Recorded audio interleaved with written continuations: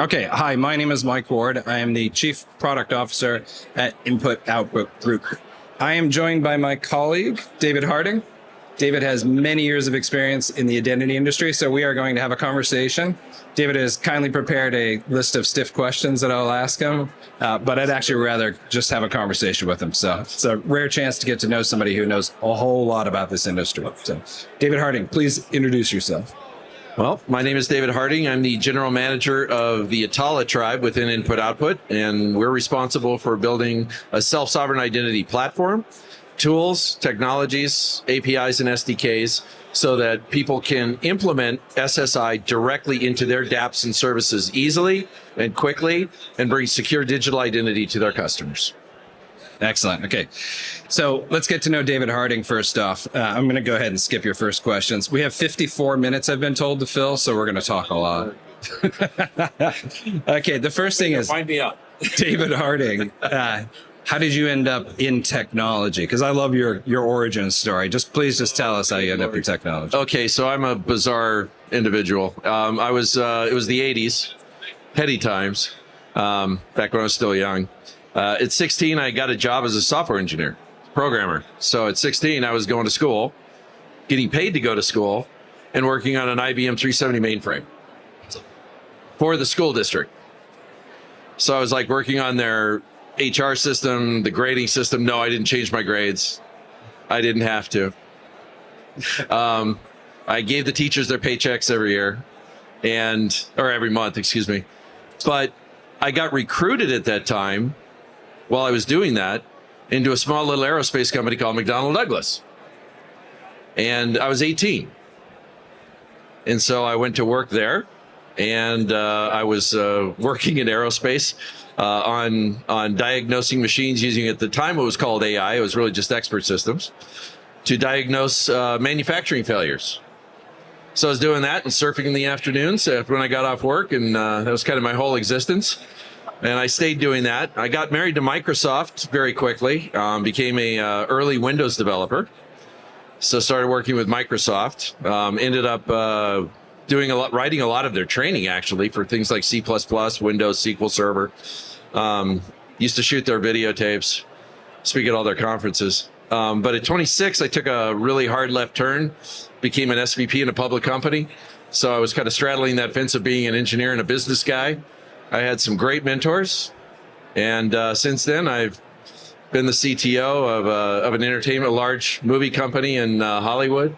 I was CTO of an international component manufacturing distribution company. 14 and a half years in a public software company called Imageware as their CTO and SVP. And that's where I got into digital identity. And we built some of the world's largest digital identity systems. No hyperbole. We did biometric smart cards for every airport in the country of Canada. We did border control, law enforcement agencies, over 250 law enforcement agencies around the world, driver's license programs, did a lot of systems with enterprise, fintech, healthcare, all around digital identity and biometrics. Built an enterprise product that won Frost & Sullivan's Product of the Year twice. That was pretty cool. So I've had a pretty wild career, straddling that business and the engineering side. So get to use both sides of my brain. And when I'm not doing that, I as you know, I'm a musician. I play guitar and drums and piano and all that. Getting an ex-surfer. Yeah, so that's the day. I gave up surfing. Now I'm inland, so I'm landlocked. Okay, so SSI, that's the main topic today. But I think a lot of people listening to this probably know more about SSI than they do about the actual identity space, the commercial identity space today. Can you give me a survey view of it? And then we'll talk about why that's important to SSI. Absolutely. Digital identity really started over 30 years ago with, Novell Networks when they incorporated what is now the bane of our existence, username and passwords, right? And you create a digital persona that gives you access to data or files or directories. And it really evolved from there. But that evolution, while the capability expanded, the security model and how we represent ourselves didn't. We still use username and passwords. And, now we got multi-factor authentication, like two-factor, timed one-time passwords. We can use biometrics on our phones and our electronic devices. But at the end of the day, it has how we represent ourselves and who owns that representation hasn't changed at all. I mean, over 80% of data breaches are due to a compromised identity. That's crazy. That's year on year. If you look at the fact that we still don't have control over our identities. I mean, I used to speak at a lot of security conferences and people go, how do I keep my information private? It's like, do you have a bank account?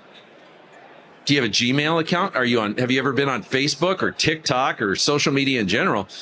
Your identity's out there. I was just reading a survey that said 2.4 billion identities have been compromised and stolen and basically exposed since Jan 1, 2024. That's a major portion of the world's population. So it's not about how do I keep my data private now as much as it is how do I control how it's used and when and who owns it. And that's really where self-sovereign identity flips the script, because I own it.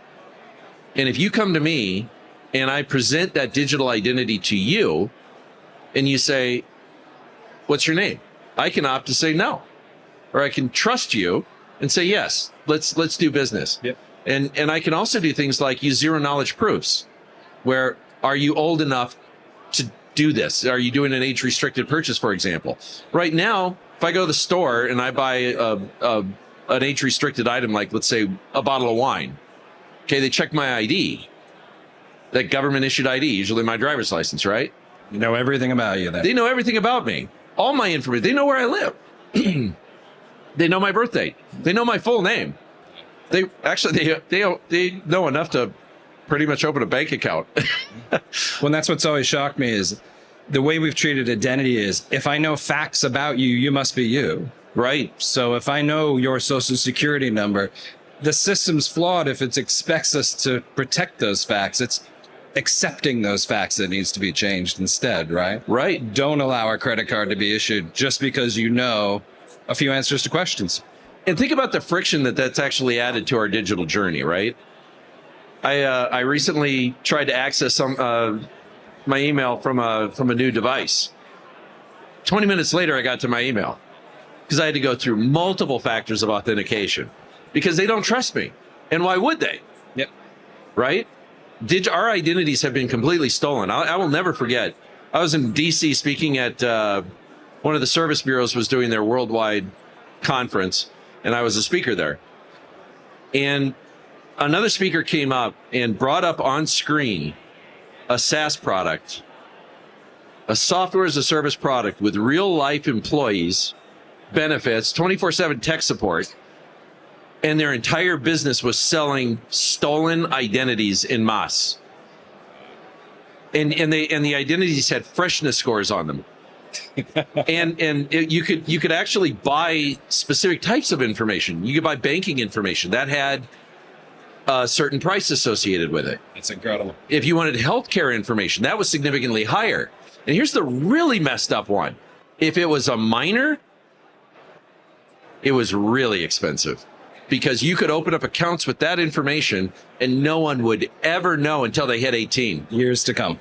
Years to come. They were able to leverage that identity, do things to it, make their life a living credit hell for the rest of their lives and their children. So that's how bad the identity problem is. That is terrible. Let's take me through one scenario. KYC, we talk about it all the time in the crypto industry. How do we bring KYC into this space? So debatable if people actually want it. Right. But how do we actually enable it? So I'll take you through a classic one. How do banks do it? They take 3 data points about you. They send those 3 data points off to a service provider. They get a green check back or a red X. Yep. That's KYC. That's KYC. How do we improve that? Okay, KYC is a really interesting topic. So let's start with the fact that if SSI and blockchain and services on blockchain from a financial perspective, if they're ever going to get traction, you have to be dealing with verified identities, and that requires KYC. For those who aren't familiar with the term, know your customer. Basically what that means is I've taken information, I've been able to verify it that it's you. Now, there's a whole lot of challenges with that since all of our identity information has been stolen. So now they've added things like biometrics, like facial biometrics. I have to take a picture of my face. I have to take a picture of of a state issued identity card, like a driver's license or a passport, and it will literally biometrically match me to that document. It will also verify the information on the document as well as the information I provide. And then you end up with a green check mark or a red X. Well, in blockchain, as we move towards SSI or self-sovereign identity, that's going to be the starting point. We're going to have to create verified, vetted identities. It's not just I'm David Harding because I say I am. I'm David Harding because I proved it. And from that, you now have an identity that has veracity. The data is true. From that, you can issue credentials to that identity that then have efficacy. In other words, I can use this credential because my identity that's associated with it and that credential is held by that identity has been verified and authenticated. So, as we really progress down the crypto world, you're going to see a lot more demand around KYC as we start building more and more applications in a decentralized manner. KYC associated with digital identity is going to be a baseline. Yeah. You're not going to be able to do anything unless you pass that hurdle first. Now, the nice thing about SSI is that information's yours now. It's not off with another agency that could turn around and sell it. That persona isn't owned by them. It's owned by you. And that's where the script gets flipped with SSI. That's amazing. Okay, so in that scenario, you need to provide facts about yourself. Those facts have to be authoritative. So if I claim my name is Mike Ward, how do I prove that? And this is where the rub is, and back to your background. Who is the authority over that fact? It's not me. Yeah. And I'm not sure that the Department of Motor Vehicles in Washington State is going to start getting in the business of issuing these credentials out. So how do we bootstrap? How do we get over this cold start problem? Well, you and I have had this conversation before. It really comes down to the issuers. They have to see the value in doing this. Okay, they have to see the value in choosing a protocol that can be federated like SSI. Because right now, I'll give you an example. We have a driver's license. Well, that driver's license has a lot of veracity because it's been vetted by a state agency, has a lot of efficacy. I can use it to make an age-restricted purchase. I can use it to operate a car or a motorcycle or a truck. I can use it to open a bank account. I can even use it to prove citizenship to get a job. So that is a high level of efficacy. Now, my bank card has my name on it, a number, and a chip, right? Now it's on my phone, on my watch. So that has a high level of efficacy in the sense that it can be used to make purchases, but it doesn't have a high level of veracity other than some basic information. So how we get over the hump is issuers are able to use the protocol the same way that we can use to tap to do something on a reader. They can use that protocol with SSI, verify the credential for that purpose, but it maps back to the identity that has been proven. And that's the key. So really, it's not about the tech. It's not about, hey, this tech is cool, thus you should use it. That has never been a good selling point in the history of technology. It's kind of like the beta versus VHS argument, right? For those of us who are old enough to remember that. Beta lost, better tech, didn't matter. Yeah. VHS had the customers. So it comes down to how do you get the customers? You give them something better that solves a problem. When I was working in Wall Street, there was the adage that we always used. We don't sell vitamins, we sell aspirin. Aspirin is a painkiller. People only buy painkillers. And SSI is a painkiller. People just have to see it, and it's going to start with the issuers. So what is the problem? Well, the problem is getting companies to part with money and put new infrastructure in place to start, okay? Yeah. When I was the CTO of a public company, I've done that a few times. My biggest fear was going to my boss, my CEO, or to the board and go, hey, guess what? I need a whole bunch of money for something new to replace what we've already got, that we've had for 10 years, that we know works. We have all the experience with it. I got people trained with it. That was always a non-starter. It's like, is it broken? Don't fix it. Don't break something that isn't broken. So with SSI, how we get there is to layer on top. people have already invested in their IAMs like Ping and Okta and Azure AD and Active Directory, okay? They've already invested in their SIAMs like ForgeRock, Akamai, Auth0. They're not going to forklift them out. I mean, you can talk decentralization all day and the advantages of doing it. And yes, they're going to see the advantages as we get down the road. But it's about, okay, how do I take what I have today that has already got a return on investment, build on it, and get a higher return on investment? How do I create better experiences for my customers that result in higher retention, more customers, better safety and security for them, less liability for me? Because liability is a real big topic in identity. If you want to tie up 55 minutes, that would do it. So, that's how you're going to get it. Show the value, show that it's an increase in value, and that they're not having to forklift out what they've already got. Yeah, I love that. And I think that's what we neglect when we get too wrapped up in the technology is there are existing providers of facts for identity that make a lot of money, and they need to know they're going to make that money in the future to keep providing those facts. So we need to tie into that world. That's the gold star problem. If you look, there are a number of identity providers that provide those facts, that do those KY services. You got your LexisNexuses, your Acuants, your Socures. I mean, the list goes on and on and on. And people go, which one's the best? And I go, well, it depends, right? What's your demographic you're going after? Yep. What's the market you're building a KYC for? All those things. And incorporating those directly into your platform and incorporating those into your applications isn't that hard. Yeah. But it is work. We're actually building inside of Hyperledger Identis. We're building interchangeable KYC so that you can go and work with any one of these providers. So, you can swap them in and out. A good example is like when I was working with the U.S. government with the TSA, we had to use a very specific KYC provider. Yeah. They chose it. So it wasn't, hey, I've got this, let's use it. It was, okay, you're going to do this because this is already approved. All right. But when we were working on the commercial side, we had to use a different one. So we had to have that ability to interchange those while still keeping the framework at the top the same. Yeah, that's amazing. Okay, so that's the issuer side of it.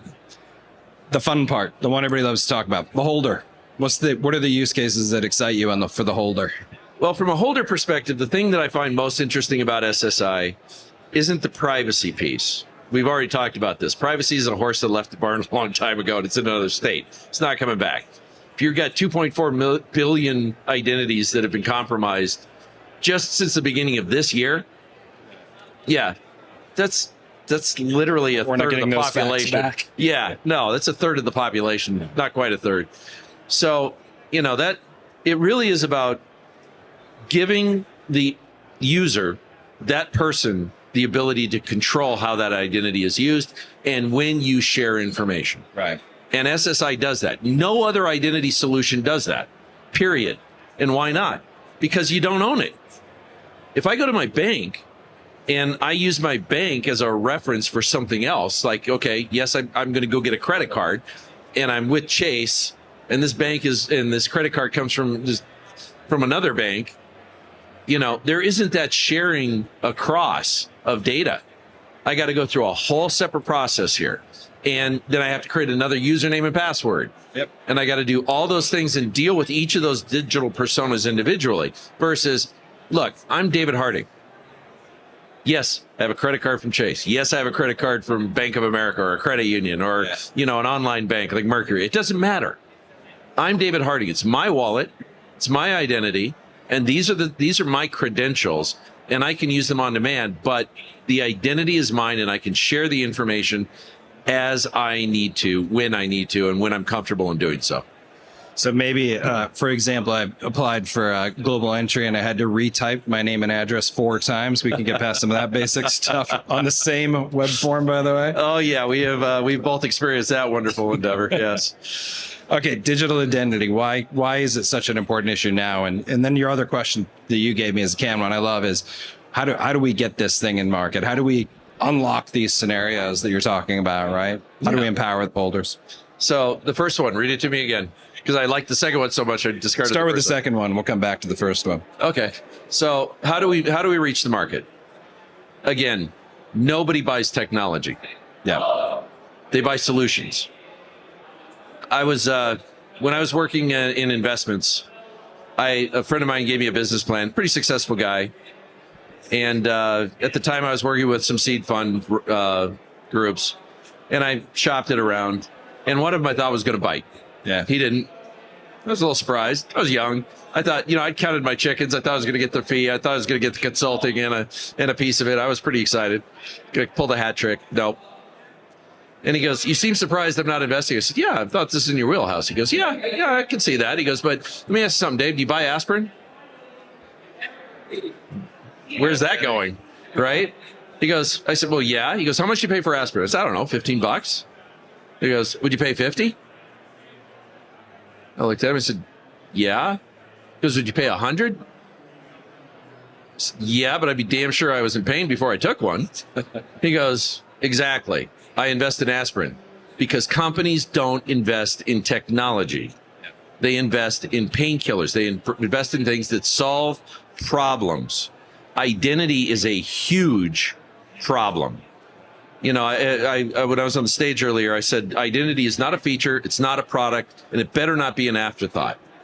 Because if you get it wrong, the liabilities are huge. You got brand damage. When I say the word Equifax, I no longer think of a service, bureau. I think of a company that got hacked and gave up 77 million accounts in the wild. Okay? That's brand damage. Yeah. That's brand bleed. And coming back from that is really hard. Yeah. You lose customers. I mean, if you're a customer of a company and your data is stolen because they didn't get identity right, I'm probably not going to be a customer for long. Yep. I'm going to leave. Yeah. And then you've got the punitive side. I mean, you've got GDPR. I mean, that really led the charge on privacy laws and making sure the companies were good stewards of identity. They haven't been, but they're starting to have to pay the price. And in the United States here, we don't have an overarching federal privacy law. What we have is a patchwork of state level laws. Like California has the most punitive, CCPA, the California Consumer Privacy Act. It is so punitive that $1 billion company can go out of business because of a data breach where identities are stolen if they're California residents. So, identity is a huge pain point for companies. SSI can really alleviate a lot of that liability if it's done correctly. I think that's one of the things that's really going to bring people forward, being able to take what they've got, bring it forward, also reduce the liability, increase the security, and give control back to their end user. That solves a problem. That's real aspirin. And so that's what I think is going to be necessary to cause that tipping point. They get it. Amazing.